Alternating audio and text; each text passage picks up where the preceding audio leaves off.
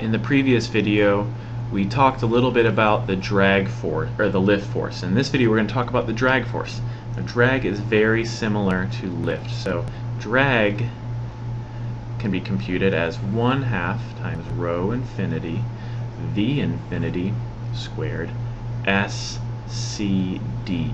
So if you watched the previous video, this should look very familiar. 1/2, which is just kind of some scalar constant on the outside to help multiply all this stuff, times the density times the velocity squared times the reference area of the vehicle times the coefficient of drag.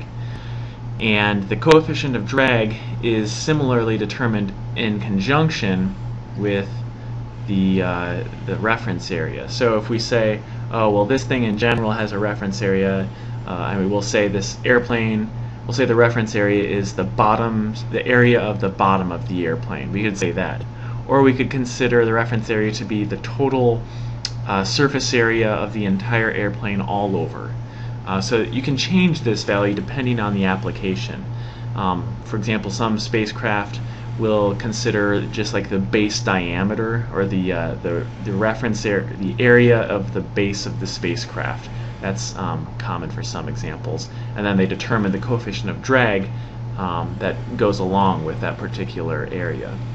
So these numbers are kind of implicitly linked because this coefficient of drag is frequently empirically derived, which means that they will put a little prototype in a wind tunnel, and then for some scale size, then they measure what the coefficient of drag is.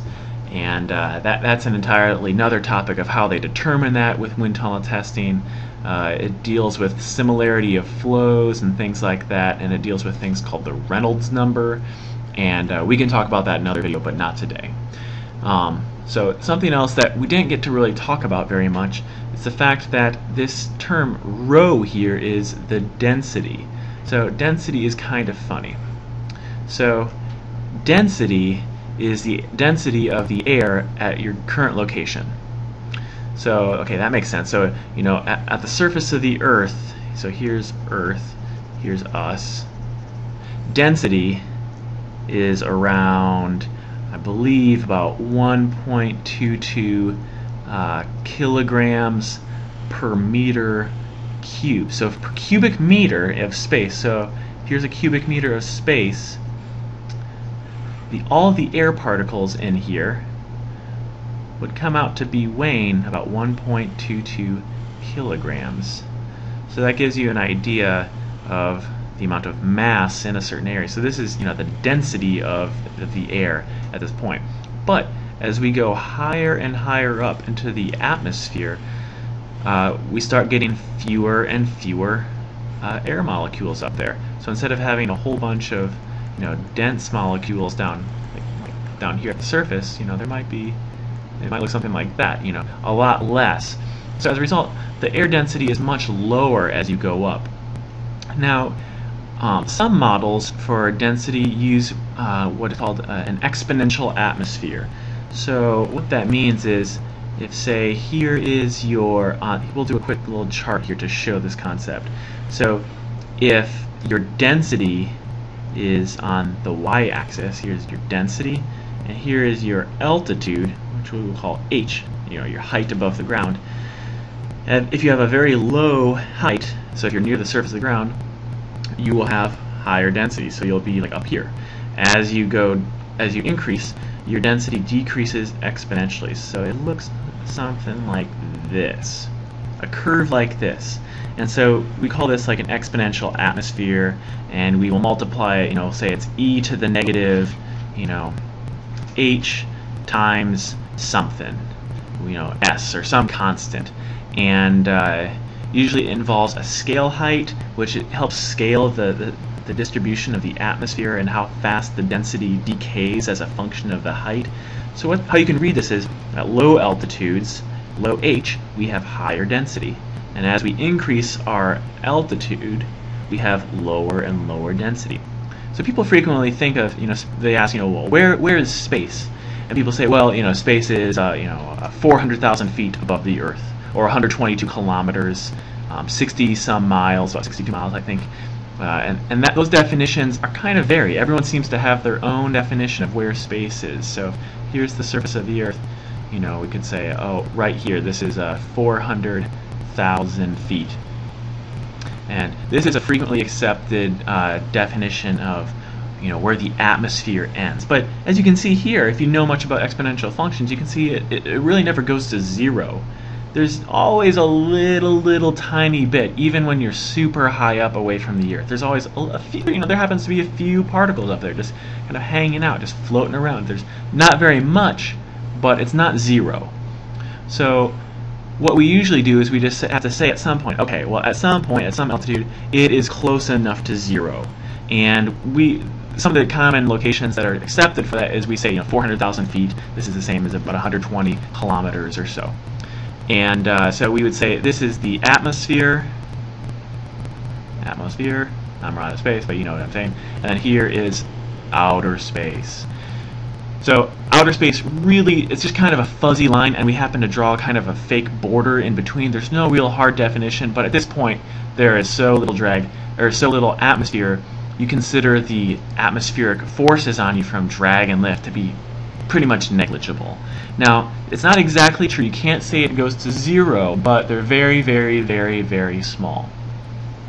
Something that's worth considering is, you know, as we talked about earlier, if you look up here, in this equation for drag, you know, 1/2 rho v squared SCD, so this number doesn't really change that much. This is just the size of what your object is. This is how fast it's going. This is the density. So in outer space, you have very little density, so that's very close to zero. And when something is very close to zero and you multiply a bunch of other things by it, the answer is still going to be very close to zero. But for things like the International Space Station, for example, this International Space Station is huge. It's like the size of a football field, and it has these huge solar arrays. So the International Space Station kind of looks something like this. It has these 4 huge solar arrays, and in the middle here it's got, you know, all these modules and stuff, and it's got this big truss that goes along. So here's, you know, this is kind of what the International Space Station looks like, and this is very big. These things, you can kind of think of these solar panels. These are the solar panels. You can kind of think of these as kind of like sails on a sailboat. These are really big. So even though there's not very much air at all, you will start actually feeling a little bit of drag force, even though there's very low density. You know, what really matters here is, you know, this thing is huge. This S term is really big. So it's kind of like a sail. So even though there's not much atmosphere, it's going to catch a whole lot of atmosphere, and it's going to cause it to slow down, because drag always acts opposite the direction that you're trying to travel. So density is an important force that you have to deal with even when you're in outer space. Now, as you go further and further away from the Earth, as you increase your altitude, it becomes less and less important. But for things like the International Space Station, or the ISS, you actually have to worry about drag, because if they don't boost up, if they don't fire their rocket engine occasionally to go faster, which increases their altitude around the Earth, then they're going to go lower. And as you go lower, well, your density increases. As your density increases, your drag goes up. And as your drag goes up, then you start slowing down more and you fall back to Earth. So continuously, satellites are always slowing down a little bit as they fall around, as they're going around the Earth. The further away they are, the longer they're going to stay up, because 1, they have further to fall, and 2, the density is lower. So what happens is you have, you know, if here's your Earth, you have, you know, satellites in low Earth orbit, like right here. These will experience some drag, but things that are way out here, you know, for example, like geostationary satellites, which we will talk about in a future video, these things experience much less drag, because the atmosphere, for all intents and purposes, is completely zero by this point. There's so few atoms and molecules out here to slow them down. There's really no drag. So what ends up happening is the atmosphere kind of is like a vacuum cleaner. It helps clean up all of the area near the surface, or near the Earth. which isn't to say that it's clean by any means. I mean, there is a ton of space junk, but the atmosphere helps to bring stuff down and as it burns up. That's great for helping to clean up space junk, which there is an awful lot of, but it's not good when you're trying to have things like the International Space Station, which orbit very close to the Earth's surface, just outside of the atmosphere. This thing, they frequently have to do reboosts, which that's what they're called, is to give a little bit of a kick with the rocket engine to boost it a little bit higher so it doesn't get so much drag anymore as it goes around the Earth. So that is a brief discussion of what drag is like in the atmosphere and in outer space.